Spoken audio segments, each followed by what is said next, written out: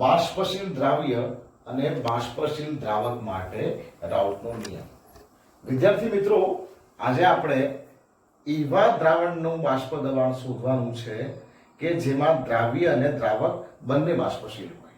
હવે આપણે એનો અર્થ સમજીએ. ધારો કે આપણે પાણી અને ખાંડનું દ્રાવણ બનાવીએ અને એને ગરમ કરીએ તો જે વરાળ બનશે એ વરાળ પાણીની બનશે, એ વરાળ ખાંડની નહીં બને. કારણ કે જે ખાંડ જે દ્રાવ્ય છે એ અબાષ્પશીલ છે અને પાણી જે છે એ દ્રાવક છે એ બાષ્પશીલ છે. પણ એનાથી આગળ વિચારો. ધારો કે આપણે આલ્કોહોલ અને પાણીનું મિશ્રણ લઈએ અને દ્રાવણ બનાવીએ તો બાષ્પ દબાણ, દ્રાવણનું જે બાષ્પ દબાણ જે છે એ આલ્કોહોલના લીધે પણ હશે અને પાણીના લીધે પણ હશે. કારણ કે આલ્કોહોલ પણ બાષ્પશીલ છે અને પાણી પણ બાષ્પશીલ છે. એટલે અત્યારે આપણે એવા દ્રાવણનું બાષ્પ દબાણ શોધવાનું છે કે જેની અંદર દ્રાવ્ય અને દ્રાવક બંને બાષ્પશીલ છે. ધારો કે એટલે પ્રશ્ન જોઈએ ફરી એકવાર, બાષ્પશીલ દ્રાવ્ય અને બાષ્પશીલ દ્રાવક માટે રાઉટનો નિયમ. બાષ્પશીલનો અર્થ એ છે કે જે વરાળ સ્વરૂપમાં જઈ શકે. આપણે પાણી અને આલ્કોહોલનું મિશ્રણનું ઉદાહરણ લઈએ. જો આપણે એને ગરમ કરીએ તો આલ્કોહોલની પણ વરાળ બનશે અને પાણીની પણ વરાળ બનશે. એનો મતલબ કે દ્રાવ્ય પણ બાષ્પશીલ છે અને દ્રાવક પણ બાષ્પશીલ છે. ધારો કે એક દ્વિઅંગી બાષ્પશીલ દબાણ છે. ધારો કે આપણી પાસે એક દ્વિઅંગીનો અર્થ એ છે કે એમાં એક દ્રાવ્ય છે અને એક દ્રાવક છે. ધારો કે એક દ્વિઅંગી બાષ્પશીલ દ્રાવણ છે. હવે તેના દ્રાવણના બે ઘટકો હોય. એક ઘટકને આપણે 1 કહીએ, બીજા ઘટકને આપણે 2 કહીએ. એક ઘટક દ્રાવ્ય, બીજો ઘટક દ્રાવક. ધારો કે દ્રાવક 1 અને દ્રાવ્ય 2 ના આંશિક બાષ્પ દબાણ અનુક્રમે P1 અને P2 છે અને તેમના મૂલાંશ અનુક્રમે x1 અને x2 છે. તેમજ આખા દ્રાવણનું જે કુલ બાષ્પ દબાણ થવાનું છે એ P ટોટલ છે. ફરી એકવાર રિપીટ કરી દઈશ. દ્રાવક 1, દ્રાવક 2 ના આંશિક બાષ્પ દબાણ અનુક્રમે P1 અને P2 છે. તેમના મૂળ અંશ અનુક્રમે x1 અને x2 છે અને P ટોટલ એ કુલ બાષ્પ દબાણ છે. હવે રાઉટનો નિયમ શું છે? રાઉટનો નિયમ એવું કહે છે કે કોઈ પણ બાષ્પશીલ દ્રાવણનું બાષ્પ દબાણ તેમાં રહેલા બાષ્પશીલ ઘટકના મૂળ અંશના સમપ્રમાણમાં હોય છે. બાષ્પશીલ દ્રાવણ માટે તેમાં રહેલા બાષ્પશીલ ઘટકનું આંશિક બાષ્પ દબાણ તેના મૂળ અંશના સમપ્રમાણમાં હોય છે. હવે આપણે જાણીએ છીએ કે આપણી પાસે જે દ્રાવણ છે એમાં દ્રાવ્ય પણ બાષ્પશીલ છે અને દ્રાવક પણ બાષ્પશીલ છે. ધારો કે આપણે જોઈએ ઘટક 1 માટે રાઉટના નિયમ મુજબ. હવે ઘટક 1 કોણ છે? આપણો દ્રાવક છે. દ્રાવકનું બાષ્પ દબાણ કેટલું છે? P1 છે. દ્રાવક 1 નો મૂળ અંશ કેટલો છે? x1. મતલબ બાષ્પ દબાણ જે છે, આંશિક બાષ્પ દબાણ એ મૂળ અંશના સમપ્રમાણમાં હોય છે. માટે P1 ચલે છે x1 લખાશે. માટે P1 બરાબર P01 x1 લખાય. જ્યાં P01 એ શુદ્ધ ઘટક એટલે કે શુદ્ધ દ્રાવકનું બાષ્પ દબાણ છે. ફરી એકવાર સમજો મિત્રો. P01 જે છે, માનો કે આપણે પાણી એકલું લઈએ તો એનું જે બાષ્પ દબાણ હોય એને P01 કહેવાય. પણ આલ્કોહોલ અને પાણી બે ભેગા કરીએ અને એમાંથી જે પાણીનું બાષ્પ દબાણ આવે એને P1 કહેવાય. યાદ રાખજો, P01 મોટું હોય, P1 નાનું હોય. એ જ પ્રમાણે ઘટક 2 માટે P2 ચલે છે x2 લખાશે. માટે P2 બરાબર P02 x2. P02 શું છે? P02 એ શુદ્ધ ઘટકનું બાષ્પ દબાણ છે. P02 શુદ્ધ ઘટકનું બાષ્પ દબાણ છે. હવે તમે જાણો છો કે જ્યારે અલગ અલગ વાયુઓનું મિશ્રણ હોય, એક જ પાત્રમાં અલગ અલગ વાયુઓ ભરેલા હોય ત્યારે વાયુ મિશ્રણનું કુલ દબાણ એ તેમાં રહેલા ઘટક વાયુઓના આંશિક દબાણના સરવાળા બરાબર હોય છે. એટલે આપણે જોઈએ તો હવે ડાલ્ટનના આંશિક દબાણના નિયમ મુજબ હવે ડાલ્ટનના આંશિક દબાણના નિયમ મુજબ આવું લખાય કે વાયુ મિશ્રણનું કુલ દબાણ એ તેમાં રહેલા ઘટકોના દબાણના સરવાળા બરાબર હોય છે એટલે P ટોટલ બરાબર શું લખાશે P1 P2 લખાશે માટે P ટોટલ બરાબર P01x1 પ્લસ P02 x2 લખાશે કારણ કે P1 ની કિંમત P01 x1 છે P2 ની કિંમત P02 x2 છે હવે આપણે જાણીએ છીએ કે મોલ અંશનો કુલ સરવાળો હંમેશા એક જ હોય છે મોલ અંશનો કુલ સરવાળો હંમેશા એક જ હોય છે તો આપણે x1 બરાબર 1 - x2 લખી શકીએ તો આવું લખાશે કે P ટોટલ બરાબર P01 1 - x2 plus P02 x2 કારણ કે x1 ની કિંમત કેટલી છે 1 - x2 છે આનું સાદું રૂપ આપીએ તો આવું લખાશે P ટોટલ બરાબર P01 minus P01 x2 plus P02 x2 તો આવું લખાશે P ટોટલ બરાબર P01 આપણે આને આગળ લઈએ આવું લખી દઈએ plus P02 x2 minus P01 x1 તો આવું લખાશે P01 plus P02 minus P01 into x1 આ આપણે માંગેલું સમીકરણ છે ફરી વાર જોઈ લેજો ડાલ્ટનના આંશિક દબાણના નિયમ મુજબ P ટોટલ બરાબર P1 P2 થશે પણ P1 નું મૂલ્ય કેટલું છે P01 x1 છે P2 નું મૂલ્ય P02 x2 છે અને દ્રાવ્ય અને દ્રાવકના મોલ અંશનો કુલ સરવાળો હંમેશા 1 હોય છે એટલે x1 x2 બરાબર 1 થાય તો x1 બરાબર શું લખાય 1 - x2 લખાય આ કિંમત મૂકી દઈએ તો આ રીતે આ આવશે આપણું માંગેલું સમીકરણ છે હવે આપણે એનો એક ગ્રાફ જોઈ લઈએ હવે આપણે એનો એક આલેખ જોઈ લઈએ તો ભાઈ આંશિક દબાણ જે છે આનો મતલબ એવો થાય છે કે દ્રાવણનું કુલ બાષ્પ દબાણ કોઈ પણ ઘટકના બાષ્પ દબાણના સમપ્રમાણમાં હોય છે અને કે તેના મોલ અવસ્થા પર સમપ્રમાણમાં હોય છે હવે આપણે એક આલેખ જોઈએ જેથી આપણને ગ્રાફ વધારે ક્લિયર થાય આપણે આલેખ જોવાનો છે બાષ્પ દબાણ અને મોલ અંશનો ધારો કે આપણે ઘટક 1 માટે લખવું હોય તો ઘટક 1 માટે આવું લખી શકાય ધારો કે આ આલેખ જે છે એ આલેખ બાષ્પ દબાણ અને મોલ અંશનો છે હવે આ જગ્યાએ ધારો કે ઘટક 1 માટે વાત કરીએ તો ધારો કે આ જગ્યાએ ઘટક 1 ના મોલ અંશ 1 છે તો ઘટક 2 ના મોલ કેટલા થશે 0 થશે કારણ કે x1 x2 બરાબર 1 છે જો x1 ની કિંમત 1 હોય તો x2 ની કિંમત 0 થશે એટલે આ જે બાષ્પ દબાણ છે એ સૌથી મહત્તમ આવશે એને આપણે શું કહી શકીએ P01 હવે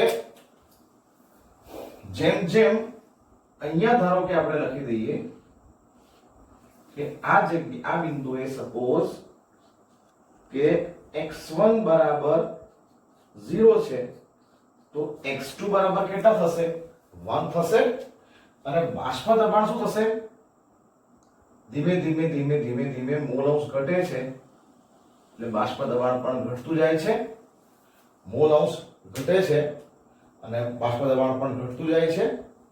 ચલો આ જ પ્રમાણે આ બિંદુએ શરૂ કરી દઈએ આપણે ગ્રાફ. તો આ બિંદુએ x2 બરાબર 1 છે. x2 બરાબર 1 છે મતલબ કે એ જે બાષ્પ દબાણ આવશે એ બાષ્પ દબાણને આપણે કયું કહીશું? P02 કહીશું. કારણ કે x2 બરાબર 1 હોય તો x1 બરાબર 0 થાય, કારણ કે x1 અને x2 નું મૂલ્ય કેટલું છે? 1 છે.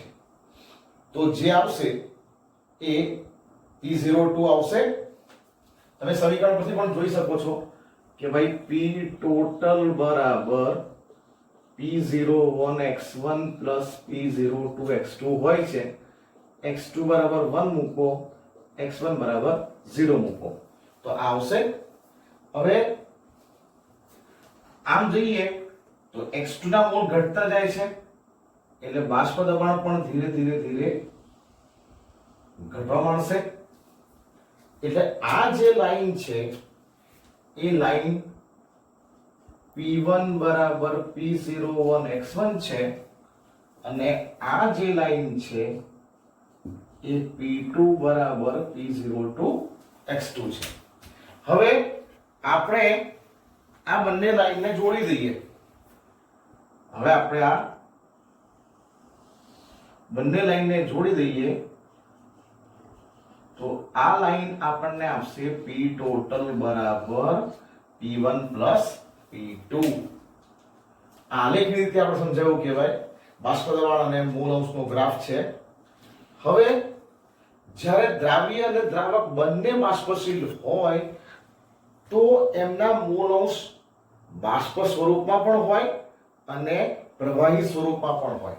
અહીંયા જે આપણે x1 અને x2 લખ્યા છે એ પ્રવાહી સ્વરૂપમાં મૂળ અંશ છે. ધારો કે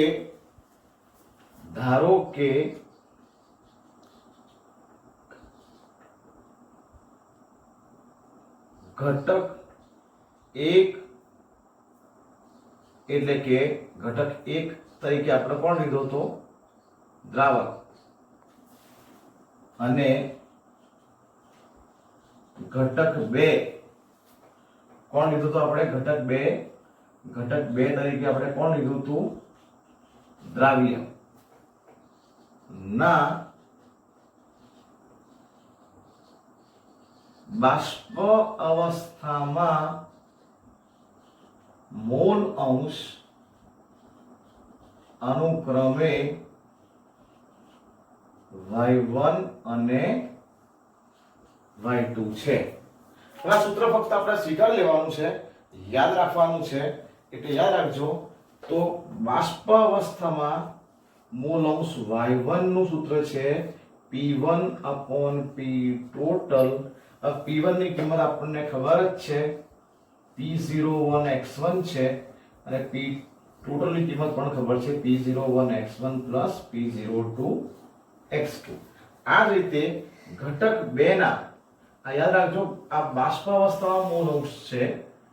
ઘટક 2 ના બાષ્પ અવસ્થામાં મૂળ અંશ y2 બરાબર P2/P ટોટલ થશે બરાબર P02x2 છેદમાં P01x1 P02x2 થશે. આ જે સૂત્ર છે એ પર્ટિક્યુલર દાખલાઓ માટે વેરી ઇમ્પોર્ટન્ટ છે. થિયરીમાં એટલું ડિટેલ જરૂરી નથી. Thank you. અબાષ્પશીલ દ્રાવ્ય અને બાષ્પશીલ દ્રાવક માટે રાઉટનો નિયમ. હવે આપણે એવું જોવાના છીએ કે જેમાં દ્રાવ્ય અબાષ્પશીલ છે પણ દ્રાવક બાષ્પશીલ છે.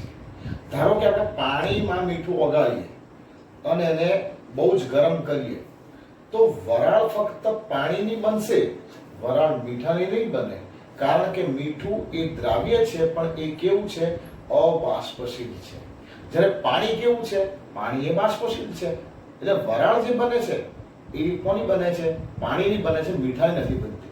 એટલા માટે જ તો દરિયાનું પાણી જ્યારે બાષ્પીભવન થાય છે તો જે વરસાદ પડે છે એ ખારો નથી હોતો. એ વરસાદ કેવો હોય છે? મીઠો હોય છે, કારણ કે બાષ્પીભવન ફક્ત કોનું થાય છે? પાણીનું થાય છે, મીઠાનું નથી થતું. એટલે આપણે કેસ જોઈ લઈએ કે અબાષ્પશીલ દ્રાવ્ય અને બાષ્પશીલ દ્રાવક માટે રાઉટનો નિયમ. હવે જ્યારે દ્રાવ્ય અબાષ્પશીલ હોય અને દ્રાવક બાષ્પશીલ હોય તેવા દ્રાવણનું બાષ્પ દબાણ ફક્ત દ્રાવકના લીધે હોય છે, કારણ કે દ્રાવ્ય કેવો છે? અબાષ્પશીલ. હવે ધારો કોઈ આપણને એમ પૂછે કે મીઠાના જલીય દ્રાવણનું બાષ્પ દબાણ પાણીના લીધે છે કે મીઠાના લીધે છે, તો સીધી વાત છે કે એ બાષ્પ દબાણ ફક્ત કોના લીધે છે? પાણીના લીધે છે, કારણ કે મીઠું કેવું છે? અબાષ્પશીલ છે. એટલે કે આવું જ્યારે દ્રાવણ હોય તો એનું જે બાષ્પ દબાણ હોય એ ફક્ત ને ફક્ત દ્રાવકના લીધે હોય. ધારો કે દ્રાવક 1 છે અને દ્રાવકને આપણે 2 નંબર આપી દઈએ. ધારો કે દ્રાવક 1 નું બાષ્પ દબાણ P1 છે અને એના મોલ અંશ x1 છે. એ જ પ્રમાણે દ્રાવ્યને આપણે 2 નંબર કહી દઈએ. દ્રાવ્ય 2 કે દ્રાવ્યને બીજો નંબર આપ્યો છે આપણે કે જેનું બાષ્પ દબાણ કયું છે? P2 છે અને તેનો મોલ અંશ x2 છે. હવે રાઉટનો નિયમ આપણે જોઈ ગયા છીએ. રાઉટના નિયમ મુજબ કોઈ પણ દ્રાવણનું બાષ્પ દબાણ તેમાં રહેલા બાષ્પશીલ ઘટકના મોલ અંશના સમપ્રમાણમાં હોય છે. રાઉટના નિયમ મુજબ બાષ્પશીલ ઘટકનું બાષ્પ દબાણ તેમાં રહેલા બાષ્પશીલ ઘટકના મોલ અંશના સમપ્રમાણમાં હોય છે. અત્યારે આપણો બાષ્પશીલ ઘટક કોણ છે? ફક્ત દ્રાવક છે, કારણ કે દ્રાવ્ય કેવો છે? અબાષ્પશીલ છે. એટલા માટે દ્રાવક P1 ચલે છે x1 માટે આવું લખાશે P1 બરાબર P01 into x1. હવે સવાલ થાય સર ઘણાને, સર P1 શું છે અને P01 શું છે? એને આપણે ધ્યાનથી સમજીએ.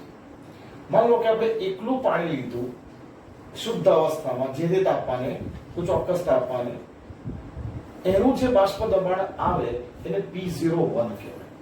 પણ ધારો કે તમે પાણીમાં મીઠું નાખ્યું અને પછી એ દ્રાવણનું બાષ્પ દબાણ માપ્યું, એટલે એકચ્યુઅલમાં એનું બાષ્પ દબાણ કોના લીધે છે? ફક્ત પાણીના લીધે જ છે. એને કયું દ્રાવણ કહેવાય? એને દ્રાવકનું દ્રાવણમાં બાષ્પ દબાણ કહેવાય, અથવા તો એને દ્રાવણનું બાષ્પ દબાણ પણ કહી શકાય. P01 એ શુદ્ધ દ્રાવકનું બાષ્પ દબાણ છે, જ્યારે P1 એ દ્રાવકનું દ્રાવણમાં બાષ્પ દબાણ છે. હવે પ્રેક્ટિકલી એવું સાબિત થયેલું જ છે કે હંમેશા સીધી વાત છે કે દ્રાવક શુદ્ધ અવસ્થામાં હોય તો એનું બાષ્પ દબાણ હંમેશા વધારે પડે, કારણ કે એમાં ફક્ત એક જ પ્રકારના અણુ આવેલા હોય.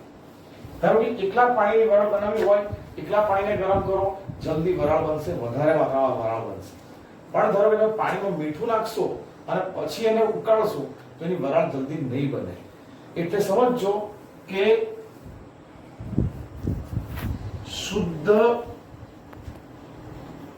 દ્રાવકનું બાષ્પ દબાણ P01 is greater than દ્રાવણમાં દ્રાવકનું બાષ્પ દબાણ કયું હોય છે? P1. એટલે આપણે એવું કહી શકીએ કે ભાઈ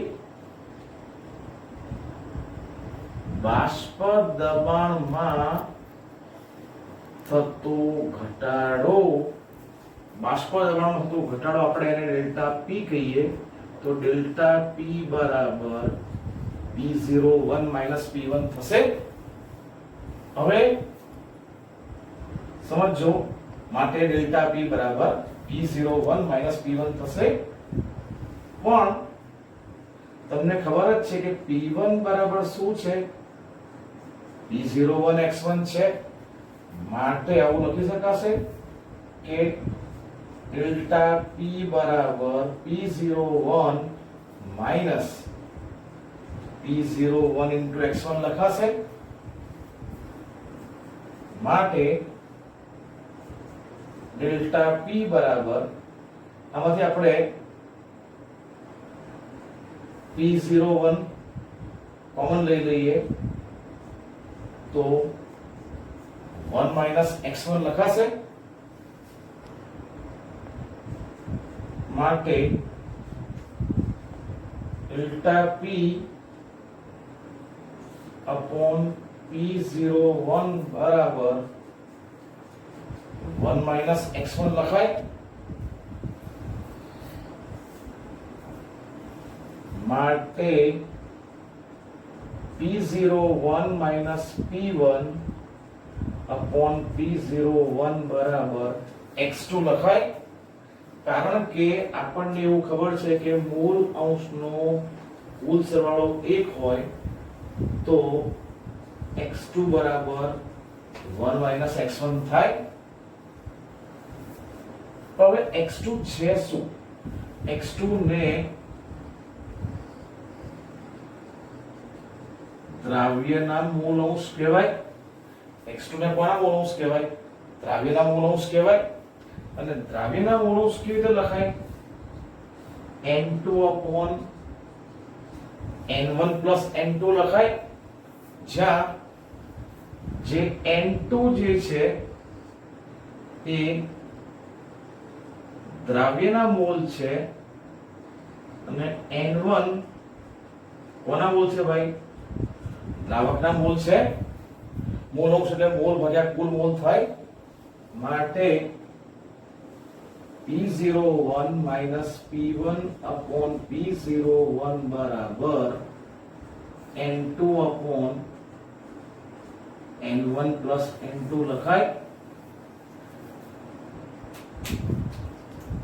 ફરી વખત જોઈ લેજો, P01 ની કિંમત હંમેશા P1 કરતા મોટી હોય એટલે બાષ્પ દબાણનો ઘટાડો ડેલ્ટા P બરાબર P01 minus P1 લખાશે, પણ P1 બરાબર P01 x1 છે, માટે ડેલ્ટા P બરાબર P01 માઈનસ P1 ની કિંમત કેટલી છે? P01 x1। સાદુરૂપ આપતા આપણને આ મળશે P01 minus P1 upon P01। આને બાષ્પ દબાણનો સાપેક્ષ ઘટાડો કહેવાય। એટલે રાઉટનો નિયમ એવું કહે છે કે બાષ્પ દબાણનો સાપેક્ષ ઘટાડો અને બાષ્પ દબાણનો સાપેક્ષ ઘટાડો કહેવાય, એ દ્રાવ્યના મૂળ અંશ જેટલો હોય છે। હજુ આપણે જો આગળ સાદુરૂપ આપીએ તો આવું થશે।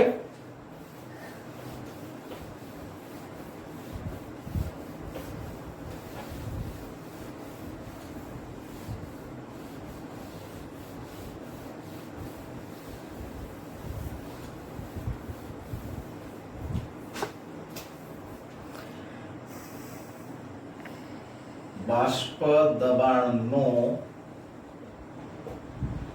સાપેક્ષ ઘટાડો P01 minus P1 upon P01 બરાબર N2 upon N1 plus N2 છે। હવે ધ્યાન આપજો, મંદ દ્રાવણમાં દ્રાવ્યના મોલ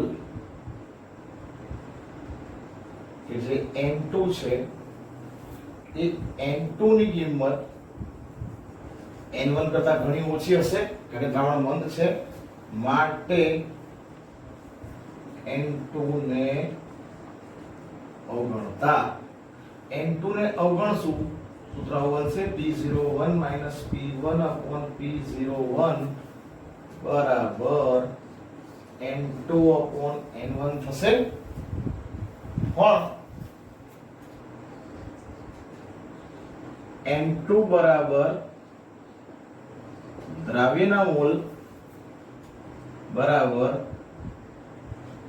W2 upon M2 લખાશે, અને N1 બરાબર દ્રાવકના મોલ બરાબર W1 upon M1 થશે, માટે P01 minus P1 upon P01 બરાબર આ કિંમતો મૂકી દઈએ તો મળશે W2 upon M2 into M1 છેદમાં W1, જ્યાં W2 એ દ્રાવ્યનું વજન છે, M2 બરાબર દ્રાવ્યનો અણુબળ છે, એ જ પ્રમાણે W1 બરાબર દ્રાવકનું વજન છે, M1 બરાબર દ્રાવકનો અણુબળ છે. Thank you.